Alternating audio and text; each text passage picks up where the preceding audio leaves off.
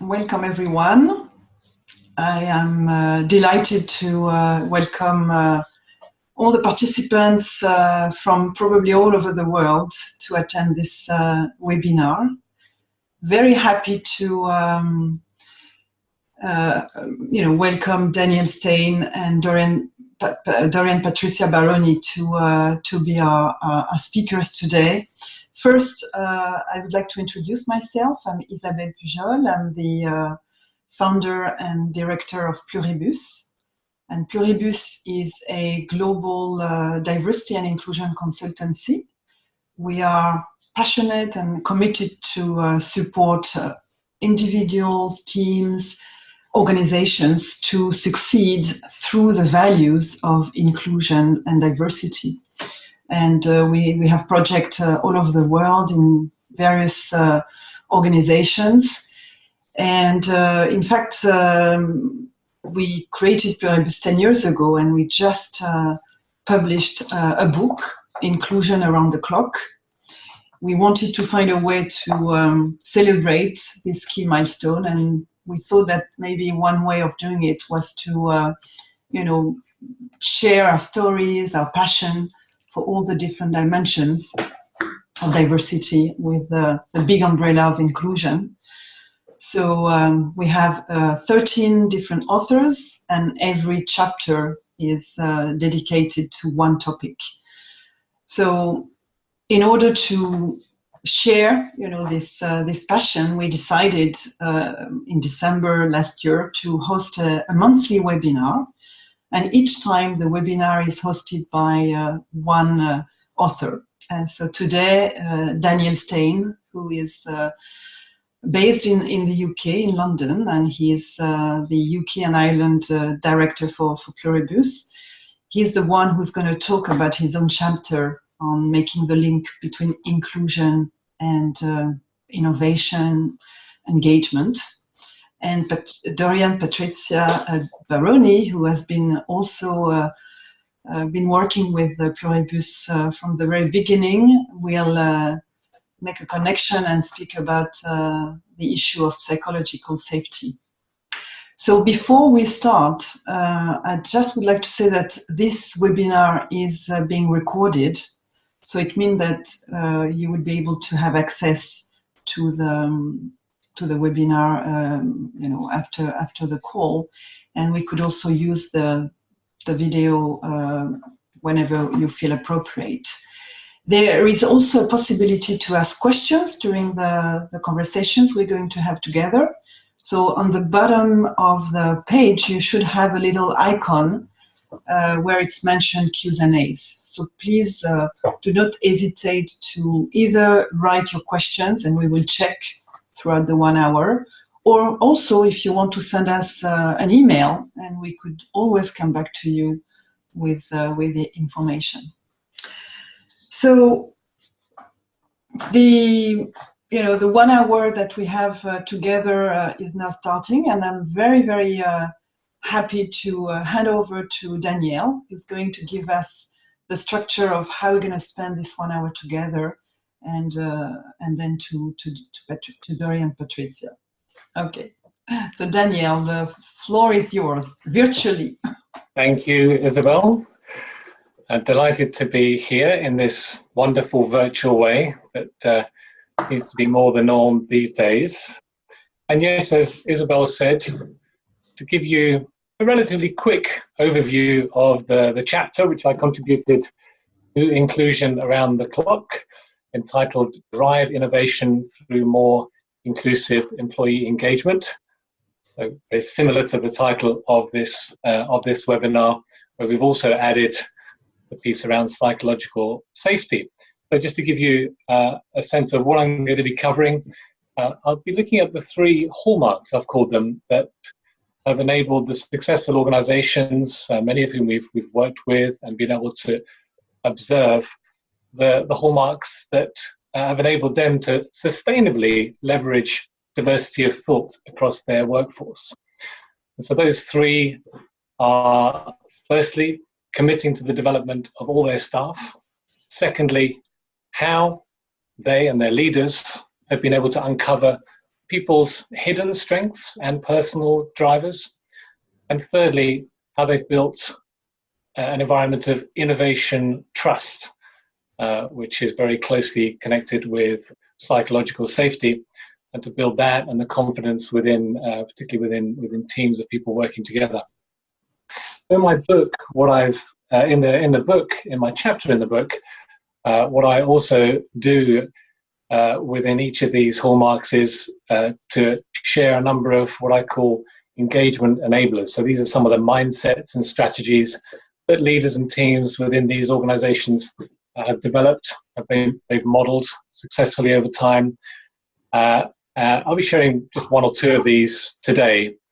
But the reason they're there is because, our observation of those is that they've enabled them to stay better connected to their people, to support them, to ensure that the people they manage and lead are continually raising or evolving their level of contribution in alignment with their true strengths, their perspectives, perhaps their true purpose, but also to better understand and serve their customers. And in many cases, it goes much beyond customers. It's their communities and other stakeholders. So they can better translate those strengths, those perspectives into true competitive advantage and really have a tangible impact on how well their organizations serve their customers, how well they solve the problems that they face. So I'll cover those, and then I'll seamlessly, I hope, link to connect to share it with Dorian, who has been covering some of the latest research on psychological safety in teams. And as Isabel mentioned, we want to make sure we have plenty of time for your questions and some discussion around the areas that interest you around that. But before I go much further, I'd love to share with you, some of you may be wondering, why did I write this chapter? What led me to get involved and interested in this topic? I did reflect quite far back in my career, actually, my 23-year career history. Sounds like a long time, where the first part of which I had the fortune to work for many fast-growing, ambitious, quite entrepreneurial organizations, whether they were consultancies or businesses, also in my spare time, some non-governmental organizations, where I was lucky enough to experience and admire how creativity and innovation were encouraged, and in some cases, I would say, flourished. Then as a growing leader within business, I became very curious as to what happened to enable those ideas, that creativity to flow.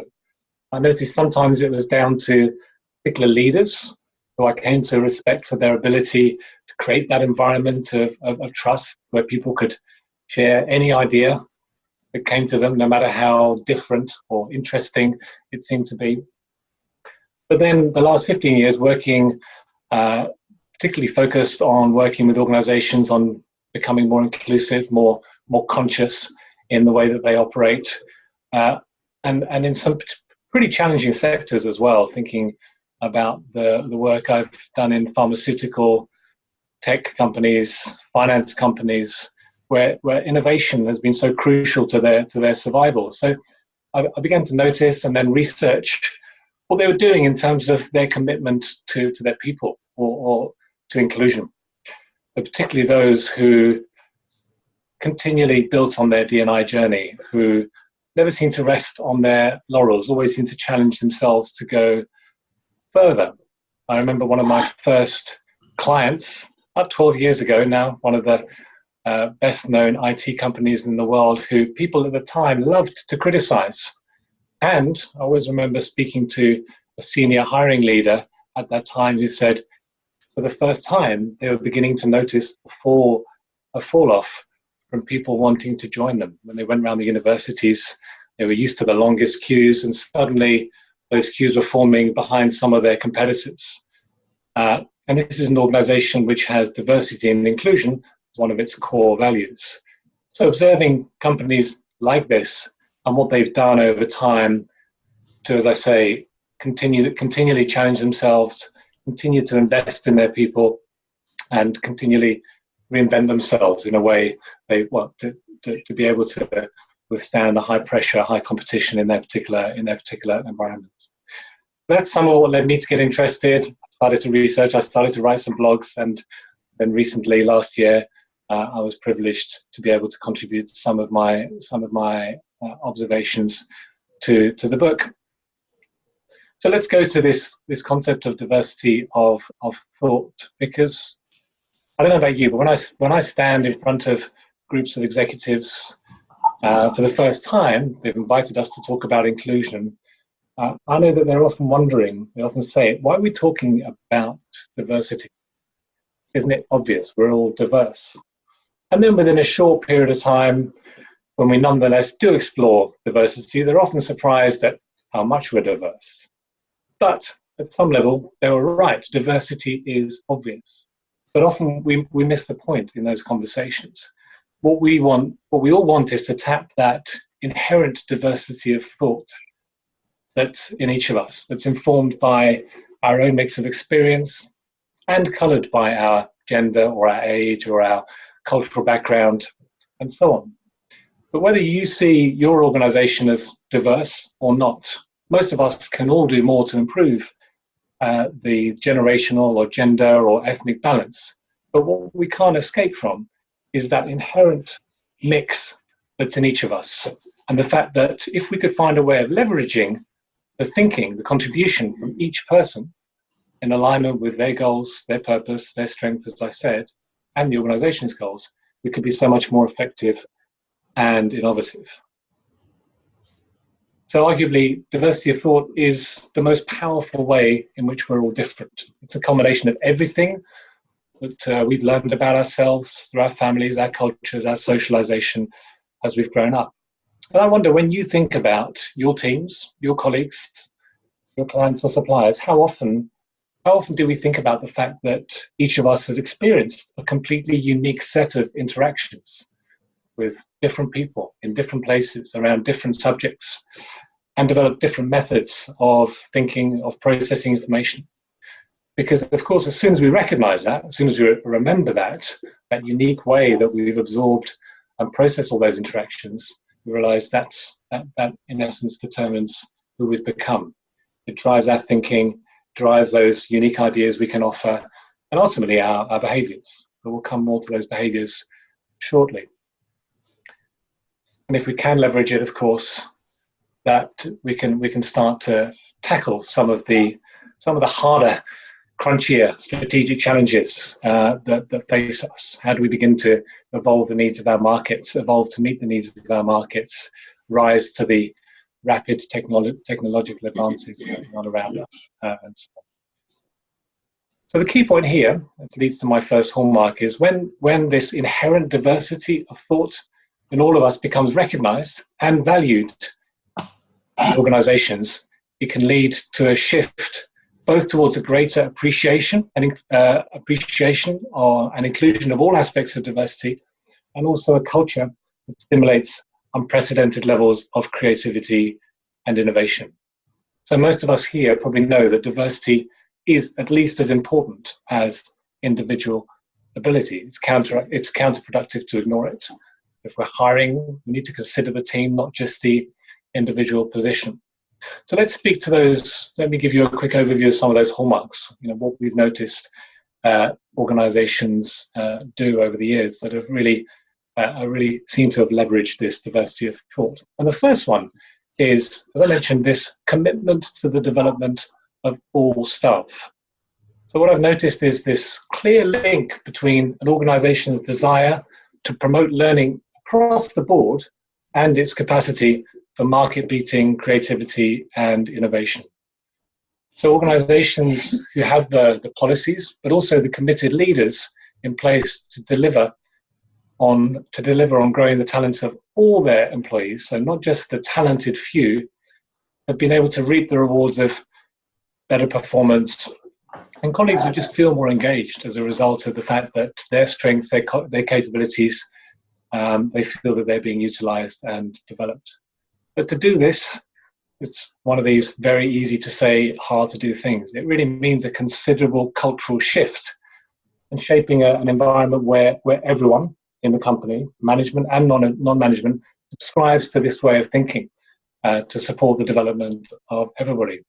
And in terms of actual investment in professional development and training, something we spend a lot of time in conversations about, the organizations who stand out here, they prioritize it. They offer all employees, regardless of their rank, regardless of their level of performance, the chance to build on their skills to maximize their potential through training and development. They really push the boat out when it comes to, for example, supporting employees with longer term qualifications, with that general training, which is often very costly, but can lead to my ability as an employee to step up, to contribute more, eventually to become better paid for what I do as well. One example I noted in the chapter was of UPS, an organization who've many years had an earn and learn program, which has offered financial assistance to part-time employees to enable them to go and study, to go and accelerate their progress through different qualifications, and then have a better chance of entering into full-time or higher paid roles. And many of you have come across initiatives where employers can sponsor or share the cost of training. But to speak to an enabler here, so what can we practically think about and do as leaders? So this first enabler is around developing our people, believing that everyone can be successful. Now, that can be, again, quite a challenge to really take on. But when, as leaders, we can believe that most people have enough raw ability to be successful, they can then focus their attention on always better understanding the strengths, the unique potential of the people that they work for, and then build their confidence in the most appropriate way. I always think of my first manager, my first leader I worked for straight out of university as a young, very ambitious marketing graduate, working for a fast-growing business. He was a senior director in the business. He had relatively little time to offer me in terms of coaching and development, but I always remember one of the things he was very quick to notice and really spend time with me on was how I could build my credibility amongst his other board members.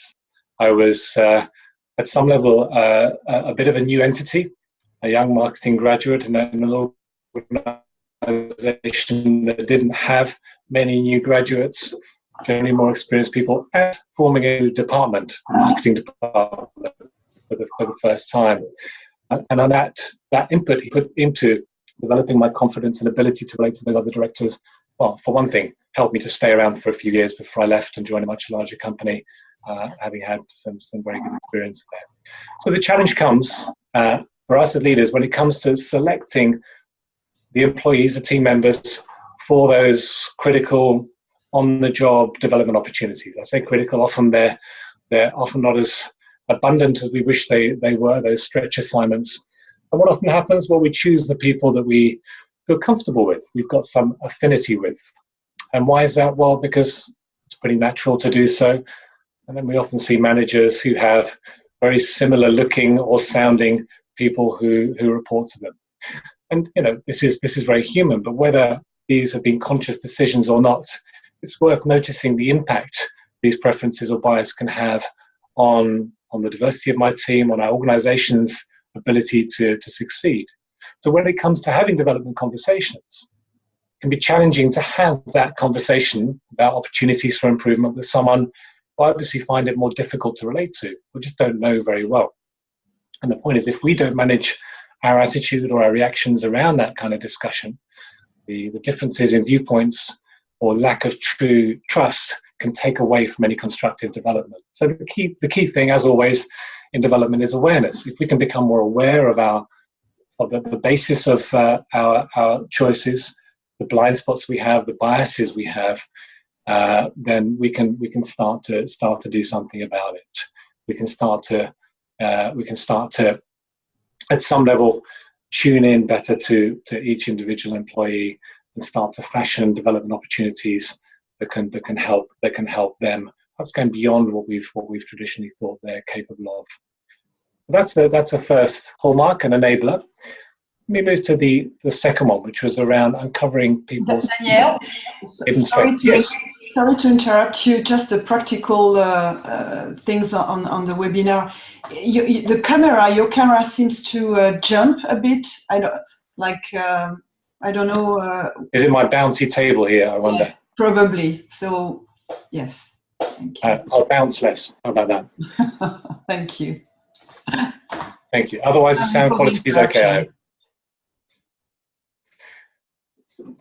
Otherwise, you can hear me okay? Yes, everything is fine. It's just the jumping of the screen. Okay, hopefully this will be better. So the second hallmark, this is around uncovering people's hidden strengths and personal drivers, a little related to what we were just talking about. And one thing I've noticed over recent years, particularly with clients who've worked in where their structures are quite flat, quite matrixed, is the frustration that managers often express about being unable to offer promotions or progressions to enough of their staff. Recruitment freezes often don't help here, lead to the same symptoms.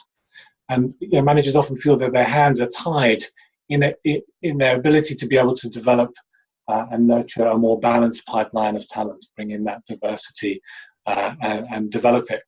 But what they often miss is the opportunity to uncover people's unseen strengths and explore how these can be brought to the fore and perhaps bring some renewed motivation, discretionary effort in the process. But perhaps a question for all of us to reflect on is, how long has it been since you last discovered something new about a colleague you work with, preference, their ability, or even some longer term aspirations or dreams? So we come back again to this mindset that if we treat each of our employees as a unique pool of multi-layered strengths and talents, we're more likely to find some new gems. And being able to do this in a consistent, respectful, and inclusive way can then encourage more of that creative and diverse thinking and that contribution. I know many organizations over the last few years have worked with a more strengths-based approach to identifying and developing talent. And in the book, in the chapter, I offer some of the enablers that can help us as leaders challenge ourselves as to how we can channel more of, we can create and have more of those interesting, intriguing conversations. They sometimes feel like risky conversations too, asking people about their aspirations and long-term preferences. That will get our colleagues thinking differently about their work and feeling more engaged. So one of the enablers here is about better understanding what tasks or projects individuals in your team like to take on. So perhaps you know that, but I wonder, do you always know why? Because the answer to that question, why does a particular colleague like to take on a particular project or role, can lead us to the heart of their motivation and fulfillment. It's the kind of knowledge that can help you match the characteristics of a project much more closely to the fundamental needs and strengths of that person. So, for example, they might have enjoyed a research project that you set them, but rather than assume that it was the research process that they enjoyed, ask them to tell you what it was. You might find that actually it was the fact that they had a particular particular affinity rather, with the product or the market or even the people that they were working with. So next time, rather than just offering them another research assignment, the project could actually involve some of those people, that market or that product. But let me move now to the third hallmark, which is around building innovation, trust, and confidence in our teams. We've probably all experienced the feeling of being excluded or misunderstood at some point in our working lives, and that resulting negative impact on our confidence, but also our desire to contribute to a particular team.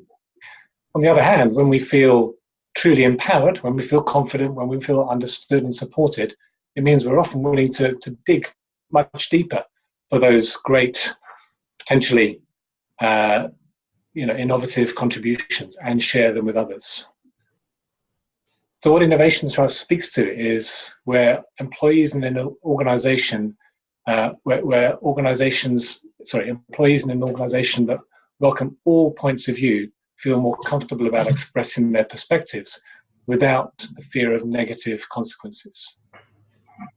But if people don't trust the environment or team they're working in, what we've experienced ourselves is they're probably much less likely to raise their heads above the parapet with those new ideas or suggestions. So in the chapter, I reference some now relatively time-worn research 15 years ago from Clegg Unsworth and their team at the Institute of Work Psychology on the role of trust in the innovation process. This notion of innovation trust suggesting that people are much more likely to make efforts to innovate by creating ideas and helping implement them when they can expect reasonable and positive responses from others.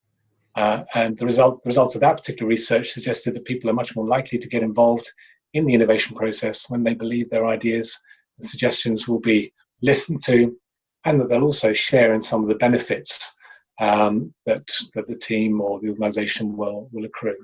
But all of this comes down to creating a safe environment where people will know that they're not going to experience any negative consequences, but as I said, feel encouraged and understood in terms of where they're coming from, in terms of their unique contributions. So, yes. Daniel, can I interrupt you, because maybe before handing over to Dorian to hear her insights, I was about to do that. Yes. Questions maybe you could answer. But first of all, thank you for sharing your insights and enablers to driving more inclusion. First question is really about the factor of time, and we know that when we are talking with leaders, and it's always the issue of time. So the question is, how can you overcome a manager or leader who tells you that they don't have the time to offer development meeting or chats? So how do we overcome these factors of time? I think it's one of the most common barriers. I can feel some of my colleagues nodding, even though I can't see them all. One of the most common barriers that people perceive around development conversations. I think time's an interesting one, isn't it? Because yes, some of us as leaders have huge expectations on our time as individuals, and then if we're managing 20, 30 or more people, it's a very real challenge to be able to create that quality, that quality and enough time to be able to go to some of those enablers I mentioned, some of those conversations. I think there's a couple of things that I would mention here. I think what I observe is that people often ally this challenge of time, particularly with those who they find less easy to reach, either the people that are virtual, the people that they know less well, the people that perhaps they question whether they have as good a fit. Somehow often the time gets found for those high performers or for those people who are more on the inner circle. And if I just think of one differentiator that I can cite as a difference, working with a client recently on their ability to be able to really attend to and listen to their colleagues. The interesting thing was this particular executive was challenged on the fact that they weren't spending enough time with their colleagues. We spent some time working with them on their coaching skills, on their ability to go beyond their biases, on their ability to listen more deeply. The interesting thing was, after that time of developing them, they went back. They had a very busy time back in their day-to-day operations. But the feedback they were receiving from their colleagues was that they felt they were receiving more development time from this executive. The reality was, they reported to us, they were actually spending less time with them because of the pressures that were going on. But somehow, their ability to better pay attention to them in the moment when it happened, to have open to going more directly to relevant conversations, to important questions, enabled their employees, or rather had their employees feeling like they were getting more from those very brief interactions. Same with my example of my first boss. I think it's a real challenge, but I would also challenge that's the way that we approach that sort of two-dimensional way of looking at the time. and they can be even very short, informal conversations that can provide a lot of possibilities. Thank you. So shall I continue and connect with Dorian? I'm aware we're about halfway through our time, so I want to make sure that I give Dorian the chance to share what she'd like to do. And as I already mentioned, the connection here between our third hallmark around innovation, trust, and psychological safety, which has been the term allied with a lot of the more recent research, is perhaps reasonably clear. Dorian's been involved in some of this research, and I wanted to just mention that Dorian is someone who I've worked with for a number of years. She's one of our more experienced facilitators and consultants and coaches, but also I feel very privileged to have worked with her, as I see her as not just a facilitator and consultant, but a very powerful, authentic, and humble change agent, and a very graceful one too. So very fortunate to be able to have her join us here today and share a little bit of what you've been uncovering. So over to you, Dorian. Thank you very much. Thank you both. And with that introduction, I now need to live up to the expectations. So first of all, let me just give you a sense of why this matters to me. I'd like to just cover 4 points in my time, why this actually matters to me personally and professionally. A little bit on my experience as a practitioner using the work of Lencioni, Patrick Lencioni, that has trust as a fundamental component of high team performance and outcomes. And then what really caught my attention in the last year, which are 2 pieces of work, one around Amy Edmondson's work on teaming, so team as a verb instead of a noun, and psychological safety. Those are sort of really her hallmarks. And recent research in neuroscience that shows that there is actually a molecule of trust that we can bring up in ourselves and others through specific activities and actions. So those are the 4 elements that I'd just like to cover. So once at the beginning, why would I care about teams, trust, and performance? I think the professional answer is I'm passionate about the untapped creative potential of teams. I'm passionate about making a workplace where both professional and personal interests thrive. And I have a belief that we need to build trust across the board in this world of ours today, across people, across societies, across cultural frames. So that's my official reason. And then I thought, well, that's all very safe, Dorian. So since we know that trust requires some vulnerability, I think the real reason I love this subject and I'm passionate, I'm spent 35 years around it, is that I personally am a very reserved person. And it's hard to get to know me, and it's hard for me to disclose. And as I entered business and I learned and grew, I realized that that was a huge stumbling block, not just for myself, but for those around me. And so it's been a journey of 30 plus years of learning to uncover and be vulnerable in front of others. And so that has led me to understand how difficult this is personally for me, and therefore empathize with the leaders I coach and the teams I coach when I come in and say, okay, let's all trust each other, because that's the important first ingredients. Let's be inclusive. It's a huge demand on people, an enormous one. So vulnerability-based trust, in the work that Patrick Lencioni has introduced me to, and I've worked with teams in making their own, requires a huge capacity to let go of the very human response to unpredictability and uncertainty and risk, which is to know that you need to believe that you will be safe in the company of these other people who may be very different from you in many different ways, and that you actually can collaborate across those differences. So that is a number 1 mindset and also feeling set that we ask of people when we invite them into this journey of how might you become a high-performing team, an innovative team, if you start with the foundation of real trust and real respect. And psychological safety is basically that. It's a terminology that's come up in the last 5 to 6 years in the business world, thanks to the work of Amy Edmondson, who studied hospital room emergency rooms hospital emergency rooms and innovative companies where the projects lent themselves to needing to team quickly and differently on an ongoing basis. So one of our big assumptions around inclusion is that teams are stable constructs that can build trust over time. But all of us know that the reality actually in most work environments is that team membership changes, bosses come and go, members come and go, you get assigned to a global team or a matrix team or a project. So how do we build trust quickly in these very tight time frames across virtual global teams sometimes in ways that are effective? And that's where Amy Edmondson came in and asked people to think that team is not just a stable construct. Teaming is a set of skills. And psychological safety is the #1 skill that every leader should get interested in if they want to actually have high business performance and innovation.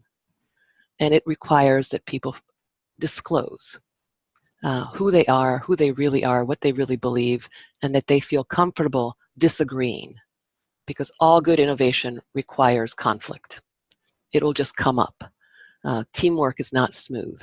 And therefore the ability to trust that you can bring a differing opinion and not get hurt by the reaction, not get slammed, is incredibly important. So getting people to get familiar and comfortable with their conflict styles and with their capacity to trust in that context is key to Amy Edmondson's invitation to most teams that decide to take on this journey of inclusion and psychological safety as a foundation. So that's really what intrigued me in the last year about Amy Edmondson's work. And then I discovered the neuroscience of trust work that Paul Zak and others have brought to the table, which is very much an intriguing way to also think about not just feeling skills around relationship or thinking skills around decision-making and conflict management, but also embodied skills of how do we bring up the oxytocin hormone in ourselves in order to trust more. And thinking through trust begets oxytocin, which begets more trust. So what are the practices that we need to engage in to encourage trust in ourselves and in others, and to surmount individual differences in trust building and also cultural differences. And there's a whole new field now looking at the neuroscience basically of inclusion, which has been fascinating to look at and has some real benefits for us to look into as leaders and practitioners. So with that, I'd just like to stop and give the opportunity to my colleagues and anyone on the call to bring up some questions or type them up in the Q&A and have a real dialogue about this. Thank you, Dorian. Isabel, I'll let you purvey any of the questions coming in on the Q&A. Dorian, if I may, just one or two questions based on what you've just shared. I'm also a huge fan of the work of Patrick Lencioni. I found it a very, very useful framework, using quite different language actually to some of what we've been using in the webinar today, to enable teams to create that create that culture that works better for people when it comes to sharing their ideas and so on. You mentioned conflict, which is one of his key dysfunctions, he calls them. I just wonder what you've observed in teams who've been able to, well, I was going to say master that, but perhaps make some step changes. What happens in teams that manage to go from either, I guess, that sort of negative, counterproductive conflict, or potentially even worse, no conflict at all, that sort of tendency towards harmony or false harmony. What do they manage to do to create that sense that conflict is okay, that they're able to share these different ideas? Yes, I'd love to speak of that. Since I've been working with a leadership team for the past year and a half that specifically is using the Lencioni Framework to build a more inclusive leadership team. And some of the simple practices that they've engaged in is, first of all, learning their own conflict styles. So understanding that there are some basic preferences that each person might have around how to engage in disagreement, and understanding first oneself, then having a team picture of those assessments so that they can start to actually disclose to each other how one person might always go to competing when another one goes to accommodating, or somebody loves to compromise and another person would rather avoid. So they start to understand why they might be missing each other when they start to get into difficult conversations. The other element is simply the realization that in order to have innovation, you need to engage in productive conflict. You need to bring the different viewpoints on the table. You need to feel that you can be the lone voice in a team that is starting to gravitate towards one decision without negative repercussions. And that's why trust is a fundamental building block to that. To be able to say, I may be the only one in a team of 10, but let me bring up the difficult issue or my concern or my disagreement. And I've seen this team work that over time in a quite effective way. So that is a number one sort of set of conditions. Also, the team leader must role model the capacity to be disagreed with. So it's, if a team leader can say, I want to bring up the possibility that there will be different ideas, I'm open to them, then their first inclusive test is when one of their team members strongly disagrees with them, and they stay centered and calm and open and vulnerable and authentic in the process. Yeah. That is the number one kind of make or break in the team that I've been working with. Yeah. So team coaching and individual coaching together have been really helpful in building their capacity and their resilience. Yeah, yeah. The first thing you mentioned there around conflict styles and that realization of needing that one lone voice reminds me of a client that I worked with a couple of years ago who, to help themselves get to that point, would always appoint one person to be the devil's advocate. So it made it a bit more okay in a recruitment conversation or in a decision making that hey, yeah, perhaps we're all minded towards towards a particular safe or proven approach, one we would all agree with, that goes with our experience, but we will ensure that voice comes out. And I guess after time, what you want, as you say, is that's become more natural. And people just to be able to say it when it comes to their mind. Absolutely. So the other question I was going to ask you, and this is an area I'm hugely not just interested in, but it's becoming quite a major part of the client work that I'm doing around inclusion and this emerging field of mindful inclusion, and using some of the latest discoveries in neuroscience that you mentioned there, Dorian. And I wonder if you'd share with us one or two of the practices. I know there's so many, but specifically when it comes to overcoming or surmounting, as you said, some of those reactions or biases that can often close down constructive debate or our willingness to engage with people who are very different from us. So one thing I would bring to the conversation is the simple concept that in times when we perceive risk or when we perceive that we are vulnerable, our threat brain is activated. And our threat brain does not differentiate between actual threat and imagined threat. So in many team environments, all of us are activating our threat brain at all times, in a slightly heightened sense of risk.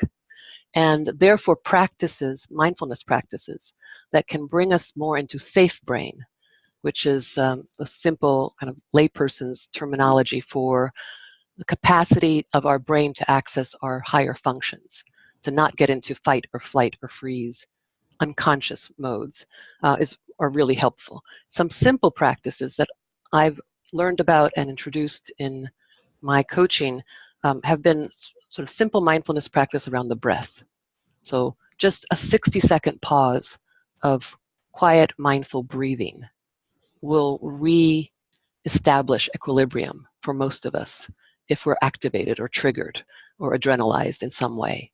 So breath as a simple practice and you can do it in meetings without anybody noticing it. You just take some quiet, simple breaths. You just count them out for yourself, and it regains some, helps you regain some resilience. Another inner sort of mindset aspect is self-compassion, which is a fancy word for simply saying to notice the inner talk, the inner critic, the inner judger, the judger mindset that activates when we feel threatened or when we feel out of sorts, and to consciously change that inner narrative, that inner voice, to one of learner. So as opposed to, oh my goodness, they don't like my idea, inner judger, to actually be able to say, they don't like my idea. I'm curious about why they don't like my idea. Let me explore that. Let me ask some questions. Let me find out if my idea is as great as I think it is. So to get in curious learner mode. Those are two simple mindfulness practices that come to mind. Thank you. And you say self-compassion. I'm told by some people who are in the know researching this at the moment that compassion is the next big thing that's going to be hitting mainstream business organizational development.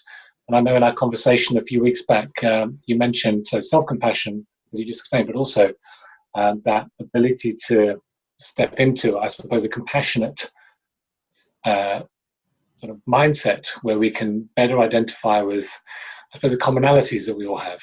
Yes. The bit that we miss, I used to use the word frailties, that caught me, about that we all have these vulnerabilities, frailties, and often if we can allow ourselves to connect to that, which, as you said, might need to be a deliberate practice, stopping, slowing down, directing our mind to that, then it can give us a much better chance of overcoming some of these barriers. Absolutely, Daniel. I think the research shows that we are, first of all, the instrument.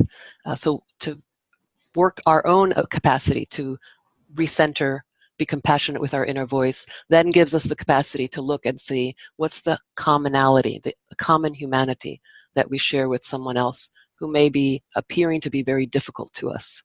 What about them is causing us to feel that way? What is their story? What is their inner critic saying to them that is causing them to act in this way? To really get curious about that and extend that generosity of spirit to them, even if they might be quite maddening in the moment. Thank you. Where we have a little over 10 minutes left, Isabel, I've been listening intently to Dorian. I've not been cruising the Q&A panel. Are there any questions there, or perhaps in the chat that have come up? Yes, we have indeed a couple of questions. One is, where and how should you start to create the inclusive culture in the organization? And it leads to another question that I had, which was, based on your experience, Dorian, especially with the topic of psychological safety, what is the level of readiness from the leaders that you are meeting? How do they react towards this notion of psychological safety? So where and how should you start to create the inclusive culture, and what's the level of readiness, especially from the leaders? In my experience, there has been a shift in the recent year because of a lot of the research that has come out that has linked psychological safety directly to either innovative results or high performance in terms of business results. So that is catching the attention of leaders much more pragmatically, where they say, not only does it give you an engaged and pleasant and productive working culture, but it also delivers higher performance. And in fact, you can't deliver high performance unless you have psychological safety. And the Google Aristotle Project study was instrumental in recent months in really showing that high performance teams at Google, for example, the one differentiator was psychological safety. So they have brought data around bottom line results to the table. So that opens up a lot of mindsets, and then it takes a lot of effort, though, to follow up, because it's not a simple process of understanding it in one's mind. It's also a question of internalizing. So it's head, heart, and hands. So there's still the work of having to support leaders as they practice a new way of leading, which is why individual coaching and team coaching has been really helpful in helping the teams progress, in addition to knowledge and skills. And Daniel, you may have also some ideas on how you've been encountering and overcoming any resistance, if there is any. I'm thinking much more on an individual level, the individual readiness of the leader, which can vary greatly. And I know from my own experience, even quite a few years into my own journey, inclusion journey, so to speak, when I was confronted with new biases, how long it's taken me sometimes to understand them and be willing to confront those when it comes to changing my behavior, changing the way that I interact with people around me.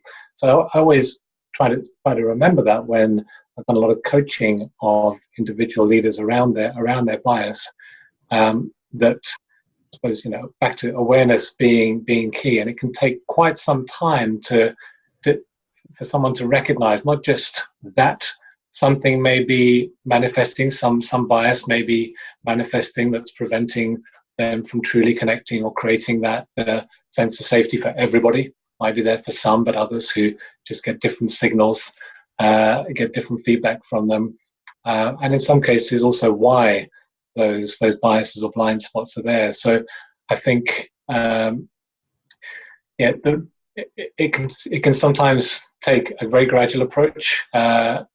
First of all, reflecting on some of this before starting to get to the point where you can realistically commit to some change of behavior. So on an individual level, if I can answer the question that way, it can vary greatly, and it's important. I find it's important not to push too hard, just for the sake of getting some actions and some outcomes and some behaviors sort of noted, and we can often skip to those quickly. Is to allow people and hopefully engage them in committing to and really becoming accountable and driving their own process of reflection, however they do that, if that's through just time or practices or conversation or coaching, however they do it. Thank you.